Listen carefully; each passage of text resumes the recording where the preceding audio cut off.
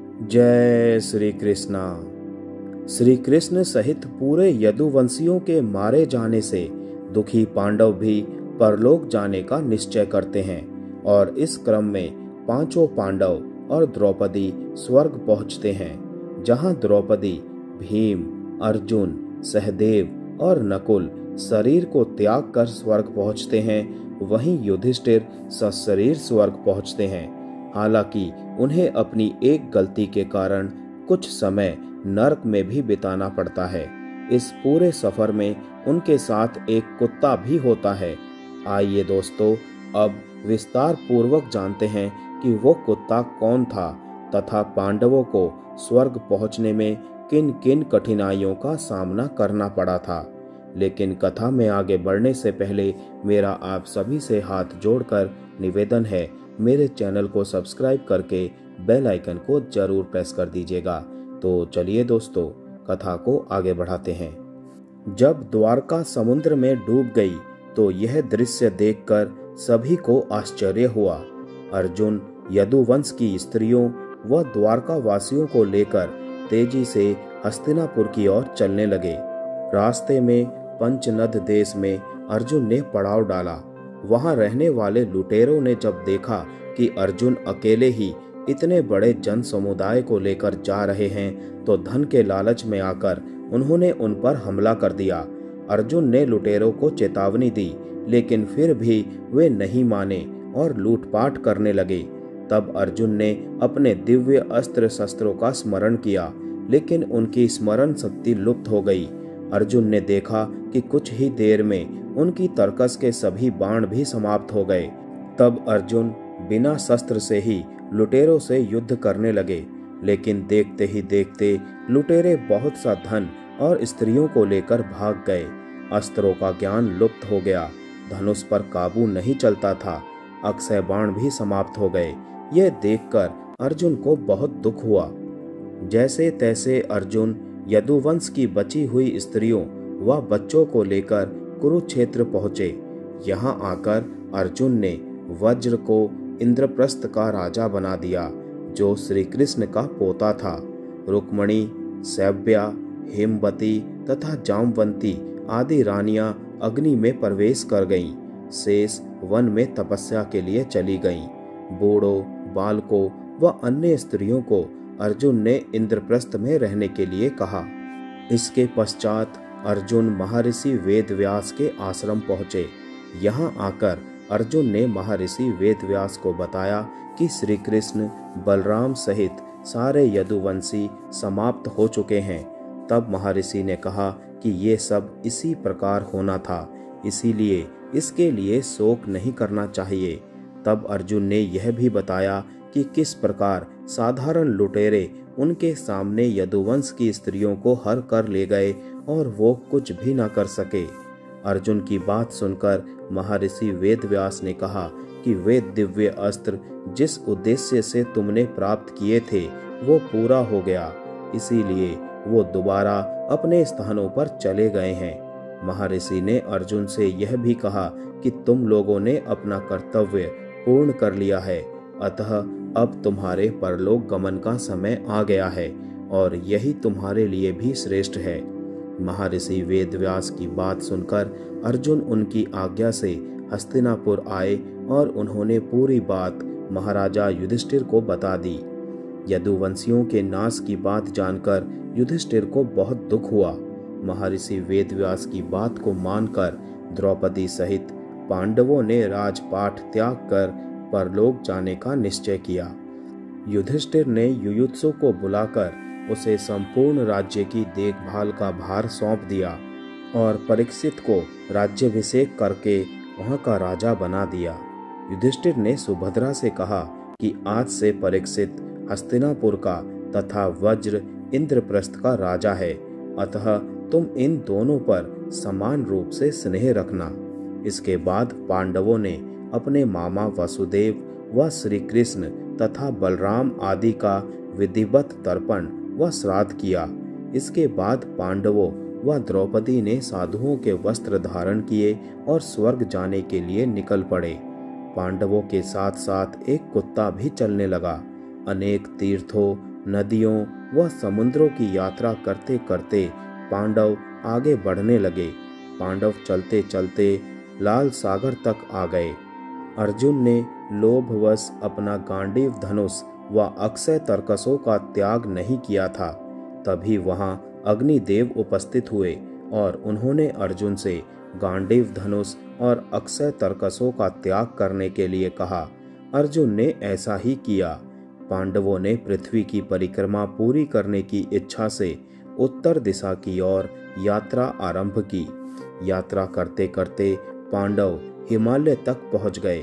हिमालय लांघकर पांडव आगे बढ़े तो उन्हें बालू का समुद्र दिखाई पड़ा। इसके बाद उन्होंने सुमेरु पर्वत के दर्शन किए। पांचों पांडव, द्रौपदी तथा वो कुत्ता तेजी से आगे चलने लगे। तभी अचानक द्रौपदी लड़खड़ाकर गिर पड़ी। द्रौपदी को गिरा देख भीम ने युधिष्ठिर से कहा कि द्रौपदी ने कभी कोई पाप नहीं किया, तो फिर क्या कारण है कि वो नीचे गिर पड़ी। युधिष्ठिर ने कहा कि द्रौपदी हम सभी में अर्जुन को सबसे अधिक प्रेम करती थी, इसीलिए उसके साथ ऐसा हुआ है। ऐसा कहकर युधिष्ठिर द्रौपदी को देखे बिना ही आगे बढ़ गए। थोड़ी देर बाद सहदेव भी गिर पड़े। भीमसेन ने सहदेव के गिरने का कारण पूछा तो युधिष्ठिर ने बताया कि सहदेव किसी को अपने जैसा विद्वान नहीं समझता था, इसी दोष के कारण इसे आज गिरना पड़ा है। कुछ देर बाद नकुल भी गिर पड़े। भीम के पूछने पर युधिष्ठिर ने बताया कि नकुल को अपने रूप पर बहुत अभिमान था, इसीलिए आज इसकी ये गति हुई है। थोड़ी देर बाद अर्जुन भी गिर पड़े। युधिष्ठिर ने भीमसेन को बताया कि अर्जुन को अपने पराक्रम का अभिमान था। अर्जुन ने कहा था कि मैं एक ही दिन में शत्रुओं का नाश कर दूंगा, लेकिन ऐसा कर नहीं पाए। अपने अभिमान के कारण ही अर्जुन की आज ये हालत हुई है। ऐसा कहकर युधिष्ठिर फिर आगे बढ़ गए। थोड़ी आगे चलने पर भीम भी गिर गए। जब भीम ने युधिष्ठिर से इसका कारण पूछा तो उन्होंने बताया कि तुम खाते बहुत थे और अपने बल का झूठा प्रदर्शन करते थे, इसीलिए तुम्हें आज भूमि पर गिरना पड़ा है। ये कहकर युधिष्ठिर आगे चल दिए। केवल वो कुत्ता ही उनके साथ चलता रहा।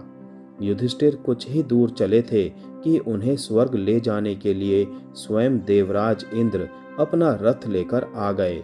तब युधिष्ठिर ने इंद्र से कहा कि मेरे भाई और द्रौपदी मार्ग में ही गिर पड़े हैं, वे भी हमारे साथ चलें, ऐसी व्यवस्था कीजिए। तब इंद्र ने कहा कि वे सभी पहले ही स्वर्ग पहुंच चुके हैं। वे शरीर को त्याग कर स्वर्ग पहुंचे हैं और आप सशरीर स्वर्ग जाएंगे। इंद्र की बात सुनकर युधिष्ठिर ने कहा कि ये कुत्ता मेरा परम भक्त है, इसीलिए इसे भी मेरे साथ स्वर्ग जाने की आज्ञा दीजिए। लेकिन इंद्र ने ऐसा करने से मना कर दिया। काफी देर समझाने पर भी जब युधिष्ठिर बिना कुत्ते के स्वर्ग जाने के लिए नहीं माने तो कुत्ते के रूप में यमराज अपने वास्तविक स्वरूप में आ गए। दरअसल वो कुत्ता वास्तव में यमराज ही थे। युधिष्ठिर को अपने धर्म में स्थित देखकर यमराज बहुत प्रसन्न हुए। इसके बाद देवराज इंद्र युधिष्ठिर को अपने रथ में बैठाकर स्वर्ग ले गए। स्वर्ग जाकर युधिष्ठिर ने देखा कि वहां दुर्योधन एक दिव्य सिंहासन पर बैठा है, अन्य कोई वहां नहीं है। यह देखकर युधिष्ठिर ने देवताओं से कहा कि मेरे भाई तथा द्रौपदी जिस लोक में गए हैं, मैं भी उसी लोक में जाना चाहता हूँ। मुझे उनसे अधिक उत्तम लोक की कामना नहीं है। तब देवताओं ने कहा कि यदि आपकी ऐसी ही इच्छा है तो आप इस देवदूत के साथ चले जाइए, ये आपको आपके भाइयों के पास पहुंचा देगा। युधिष्ठिर उस देवदूत के साथ चले गए। देवदूत युधिष्ठिर को ऐसे मार्ग पर ले गया जो बहुत ही खराब था। उस मार्ग पर घोर अंधकार था। उसके चारों ओर से बदबू आ रही थी। इधर उधर मुर्दे दिखाई दे रहे थे। लोहे की चोंच वाले कौवे और गिद्ध मंडरा रहे थे। वो औसी पत्र नामक नरक था। वहां की दुर्गंध से तंग आकर युधिष्ठिर ने देवदूत से पूछा कि हमें इस मार्ग पर और कितनी दूर चलना है और मेरे भाई कहाँ हैं? युधिष्ठिर की बात सुनकर देवदूत बोला कि देवताओं ने कहा था कि जब आप थक जाएं तो आपको लौटा लाऊं। यदि आप थक गए हों तो हम पुनः लौट चलते हैं। युधिष्ठिर ने ऐसा ही करने का निश्चय किया। जब युधिष्ठिर वापस लौटने लगे तो उन्हें दुखी लोगों की आवाज सुनाई दी। वे युधिष्ठिर से कुछ देर वहीं रुकने के लिए कह रहे थे। युधिष्ठिर ने जब उनसे उनका परिचय पूछा तो उन्होंने कर्ण, भीम, अर्जुन, नकुल, सहदेव व द्रौपदी के रूप में अपना परिचय दिया। तब युधिष्ठिर ने उस देवदूत से कहा कि तुम पुनः देवताओं के पास लौट जाओ। मेरे यहाँ रहने से यदि मेरे भाइयों को सुख मिलता है तो मैं इस दुर्गम स्थान पर ही रहूंगा। देवदूत ने ये बात जाकर देवराज इंद्र को बता दी। युधिष्ठिर को उस स्थान पर अभी कुछ ही समय बीता था कि सभी देवता वहां आ गए। देवताओं के आते ही वहां सुगंधित हवा चलने लगी। मार्ग पर प्रकाश छा गया। तब देवराज इंद्र ने युधिष्ठिर को बताया कि तुमने अश्वत्थामा के मरने की बात कहकर छल से द्रोणाचार्य को उनके पुत्र की मृत्यु का विश्वास दिलाया था।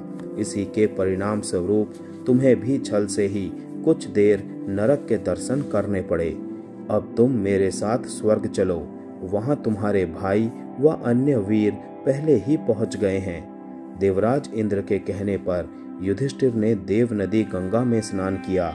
स्नान करते ही उन्होंने मानव शरीर त्याग करके दिव्य शरीर धारण कर लिया। इसके बाद बहुत से महर्षि उनकी स्तुति करते हुए उन्हें उस स्थान पर ले गए जहां उनके चारों भाई कर्ण, भीम, धृतराष्ट्र, द्रौपदी आदि आनंद पूर्वक विराजमान थे। वो भगवान का परम धाम था। युधिष्ठिर ने वहां भगवान श्री कृष्ण के दर्शन किए। अर्जुन उनकी सेवा कर रहे थे। युधिष्ठिर को आया देख श्री कृष्ण व अर्जुन ने उनका स्वागत किया। युधिष्ठिर ने देखा कि भीम पहले की तरह शरीर धारण किए वायु देवता के पास बैठे थे। कर्ण को सूर्य के समान स्वरूप धारण किए बैठे देखा। नकुल व सहदेव अश्विनी कुमारों के साथ बैठे थे। देवराज इंद्र ने युधिष्ठिर को बताया कि ये जो साक्षात भगवती लक्ष्मी दिखाई दे रही हैं, इनके अंश से ही द्रौपदी का जन्म हुआ था। इसके बाद इंद्र ने महाभारत युद्ध में मारे गए सभी वीरों के बारे में युधिष्ठिर को विस्तार पूर्वक बताया। इस प्रकार युधिष्ठिर अपने भाइयों व अन्य संबंधियों को वहां देखकर बहुत प्रसन्न हुए। जय श्री कृष्ण।